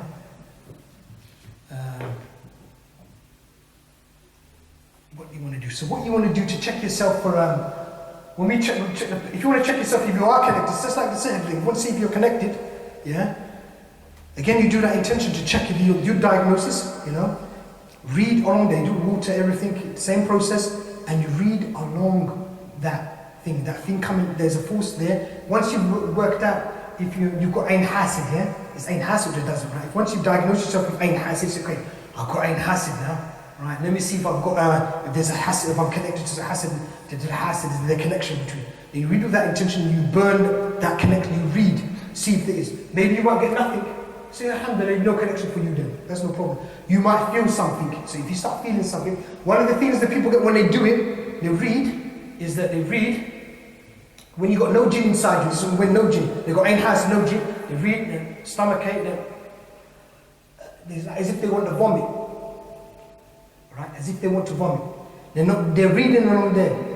And it's when they read on themselves, Ruqyah, hassad, Ruqyah, they don't get that sort of vomiting feeling.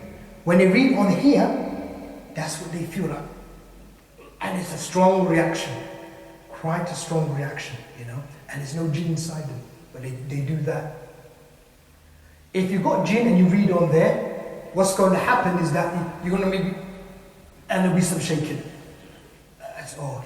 There's something there, all right? But you know when you keep doing ruqyah, then you check. You say, there's nothing there. And I'm reading what you're reading. I'm reading there. I'm reading on my body. My intention is to do it. I'm specific now. That's why it's called the specific ruqyah. The intention now is here. I'm not here now. So I did this last week. There was something there. When I did that, I was reacting. Now I do it. Nothing is there. So alhamdulillah, you're getting better then. You've cut yourself off, basically. Okay.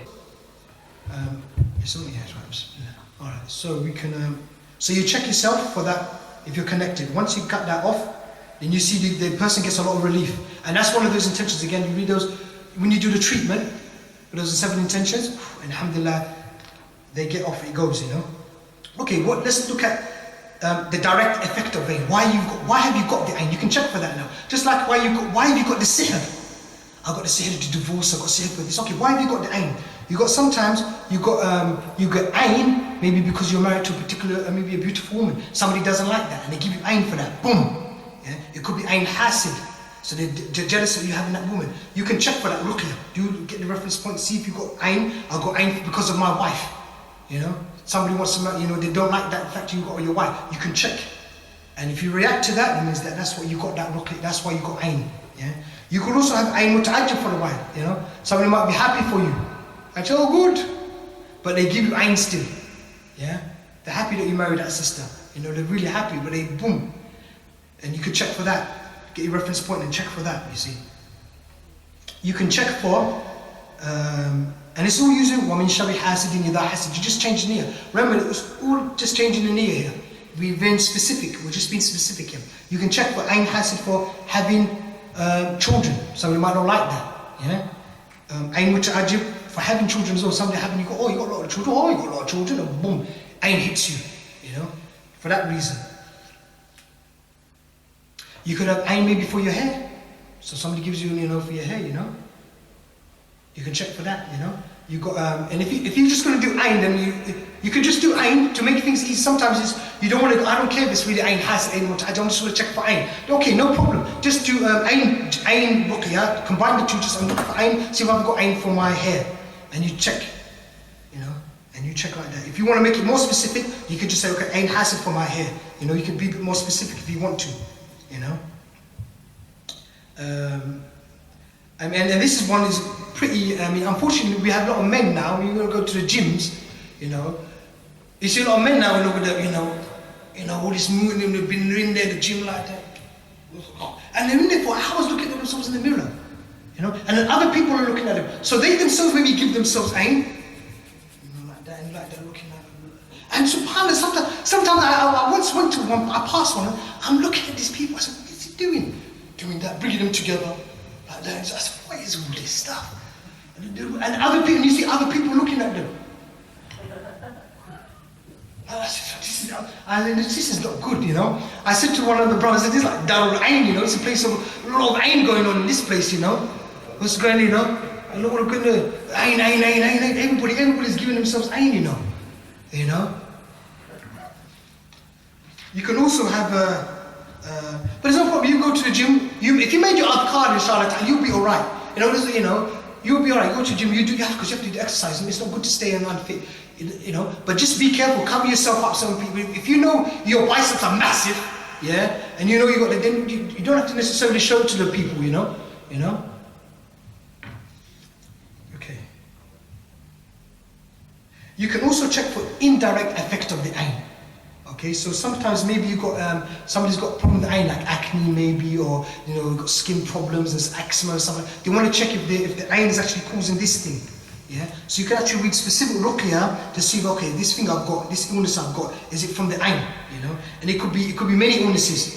Yeah, and it's, you know, how many are there? You know, you want to check. Okay, I want to check out. I'll be showing you this thing is this cancer I've got.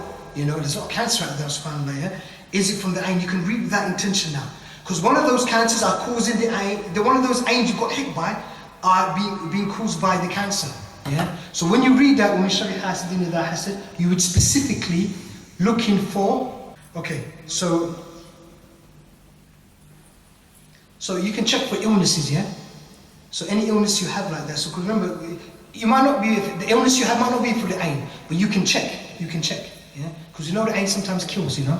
We've done this to patients and we see, okay, this ayn you've got, this skin problem you've got, the skin problem is from the ayn, you know.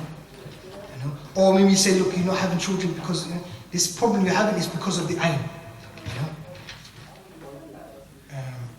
Okay, another one, let's move on to this quickly now, specific mass ruqyah, yeah. Checking the different types of jinn you've got inside you, yeah.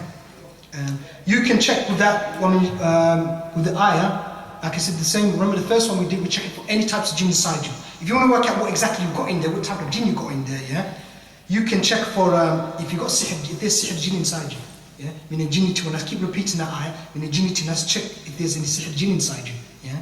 You can check for ayn jinn. You can check for love jinn, the jinn is in love with you, yeah. You can check for revenge, the jinn is in there to get you for something, yeah.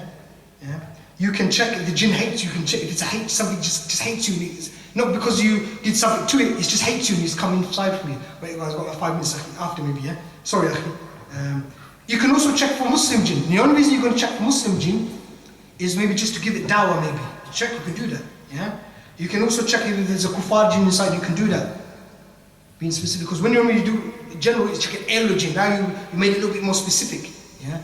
And the thing, one of the rules of this specific ruqyah, it has to have some benefit. You just don't do specific ruqyah for anything. Some people you could just spend, you know, it's got to be a reason. So you only do the one for the Muslim. Why? Because if he was a Muslim, you want to give him some dawah, you know, tell him nasiha, maybe tell him to leave the body, you know. And sometimes the jinns are going to speak. How are you going to work out if it's Muslim or kafir and he doesn't talk? This is how you do it, by doing that Ruqya. Yeah, by being specific. Okay, let's move on to subhanAllah quickly.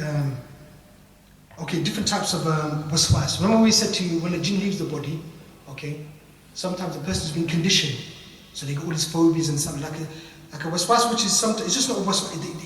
The jinn keeps telling you the same thing: hate your wife, kill your wife, kill your wife, kill your wife, kill your wife.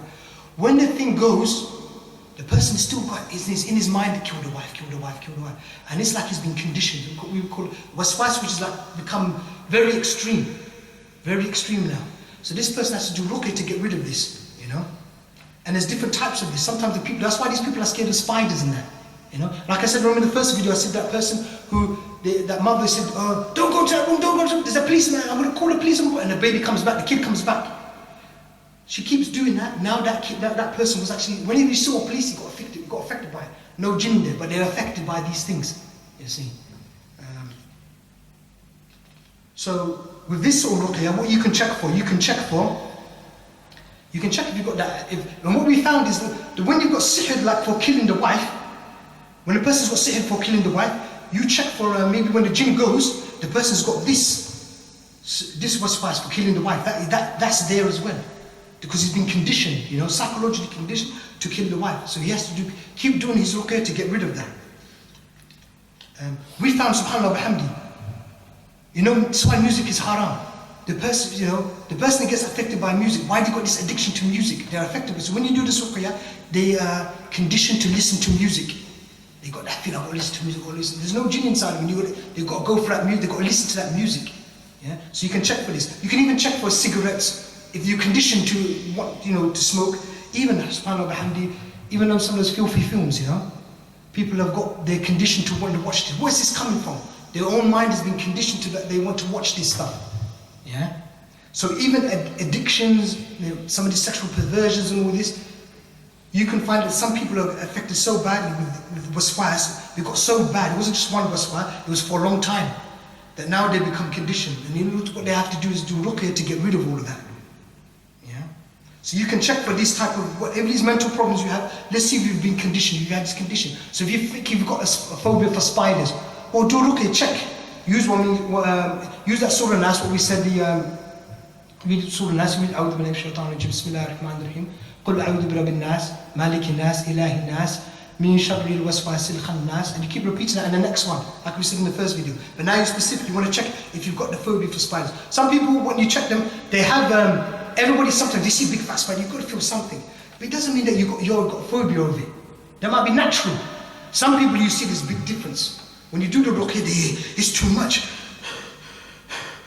It's too much for them. Other people say, oh, I don't like that. That doesn't mean the person. When you check that person, say, nothing, got nothing. You check this person, you see that they're reacting to that ruqya. Checking for that waswas of these spiders, they have that ruqya, they have that problem. So you can check yourself for all of those sort of things. Okay. Last point which I want to do, sorry, this is the last point, we have 2 more minutes. Alright? Is subhanAllah bihamdi. By Allah's rahmah, how I was able to remove the jinn by hijama. Okay, well, I've demonstrated this. Can I have that thing again? Sorry. Okay, remember what I said to you about I broke myself when I was doing this. Okay, when alhamdulillah rabbil alameen, alhamdulillah, that I actually broke that connection. So there's no more. I know that things. Then it went weak. Okay. Then I was subhanAllah bihamdi. Then I was like, okay, where is this thing? I wonder if I can get out of hijama. So what I did, now I did specific ruqya to check where the thing was. So now when I did my ruqya before, when I see if I'm possessed. When I see if I'm possessed, I would shake. Say, I've got jinn in me. There's a jinn here somewhere. Somewhere there's jinn. Alright? So when I realize this thing's getting weaker, okay, I'm going to check if I can find this thing now. Let me see, because I know it's a bit weak now. Maybe it's got disabled somewhere. That's what happens. When they get very weak, they become disabled. So you check yourself, if you cut yourself off from that network, you cut yourself off, and you see it getting weaker, have a look, have a check. What I did first, okay, let me see if the jinn is in my right leg. So I will just read the ruqya specific from here to there, I'm just checking. So when I did first read jinn, I know I've got jinn in me. Okay, and my legs were moving like this as well. So I did this jinn to nas, checking, and the legs not moving. I said, okay, the thing's not there. So it doesn't matter if it moves. It doesn't mean it's there. This is when it becomes very weak. When it comes to it, so it doesn't, because the nerves is connected to the nerves. So I say, it's not there. So okay, let me check this leg. In the jinnati wa nas, in the jinnati wa nas, no, sorry, there was no movement as well. In the jinnati wa nas, there's nothing. I said, subhanAllah, there's nothing. Nothing there, nothing there. Okay, am I possessed? I'll do it again. In the jinnati wa nas, yes, there's jinn side in there somewhere. But it's not here and it's not there. Okay, where is it? And I'll check my head. In the jinnati wa nas, in the jinn, no reaction. Where is this thing? Now I did this for a process. Kept on doing this process until I checked, until I just made, until I got to this area here. And you know when you do this, you don't have to, or you're asking Allah, you can just look at the area. Allah, Ya Rabbi, I'm checking here, I'm checking here, I'm checking here. You don't have to know what is this, what's the name of this area, biological area. You don't need to know this. You just need to know it's this area.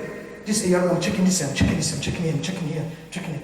When I came to doing all this, I was going for a long time. So, where is this thing? Where is it? I said, maybe it's here, in the heart. So I said, okay, then did, and I did that, and then I started reacting. Yeah, so I'm just going, it was just a little area here. You know, if I was able to, I'll draw it for you, small area here. Just enough for a hijama cup. And then I started shaking like that. I said, it's there, subhanAllah. So when you see legs shaking like that, it doesn't necessarily mean it's there. It could just be there. So when I saw that, oh, it's here, subhanAllah, it's just there. So as soon as I saw that, I ran outside and I got hijama cups. Somehow I just took them out. Somehow I went out right. I need plates. I was going to the shops. I was running. Give me a cup. You got plates? No plates. I need hijama. You got hijama? I'll go to another shop. And it was late. It's 10 o'clock. I need to get this thing. 18 years with this thing. Subhanallah, 18 years. You know. So I was really affected. So I was going. And then alhamdulillah, Allah just one shop was open. Said, you got hijama? So give me that thing. And I took it. I come running home and I put the thing there. And I started doing it.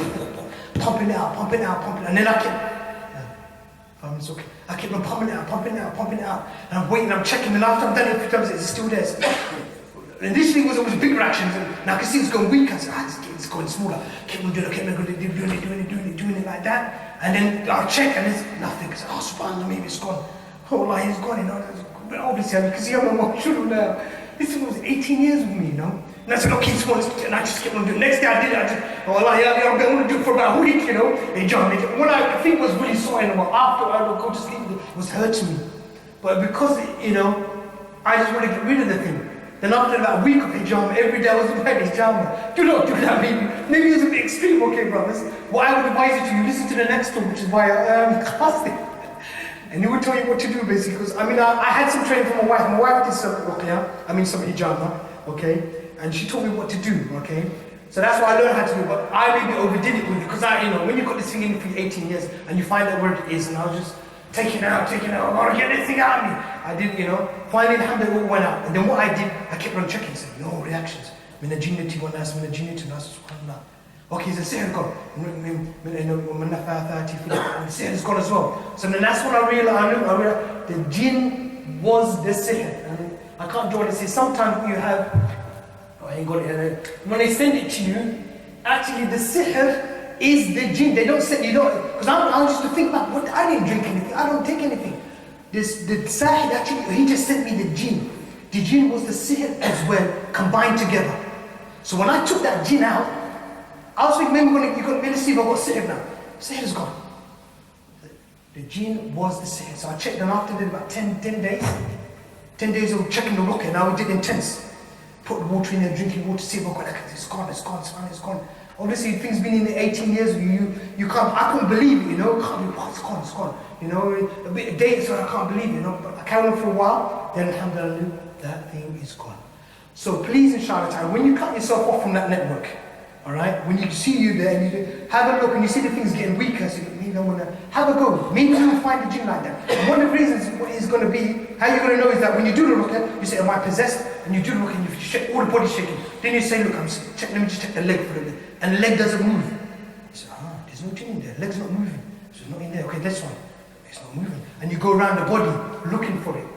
And inshallah ta'ala, Allah will help you find it, and you take it out. Maybe you don't have to take it out, you go to somebody else who knows what to do. You tell them, please take it out for me. Still, you might get surprised, but tell them, no, I want the hijama done here, please. Or hijama, I need the hijama here. Why do you want it there? Please, brother, I need the hijama here. I don't need to tell you what's there, please just get it out. And you let them know. Or you can go into a hijama course, because remember, my wife trained me, so I know what I was doing. you might not know what to do.